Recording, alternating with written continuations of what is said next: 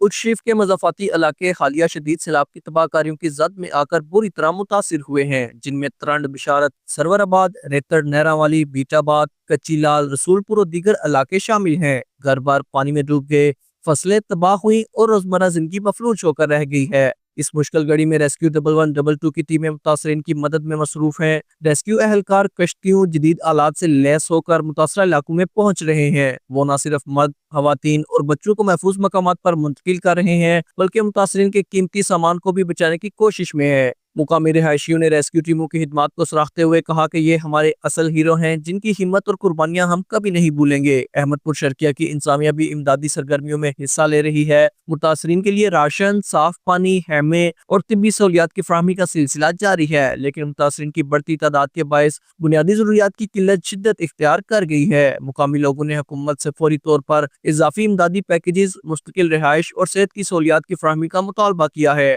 تاکہ متاثرین اپنی زندگیوں کو دوبارہ سنوار سکیں۔ ریسکیو 1112 کے ترجمان نے عوام سے اپیل کی ہے کہ وہ امدادی ٹیموں کے ساتھ تعاون کریں تاکہ امدادی سرگرمیوں کو مزید مؤثر بنایا جا سکے۔ میاں محمد عامر صدیقی، JK نیوز، اچ شریف۔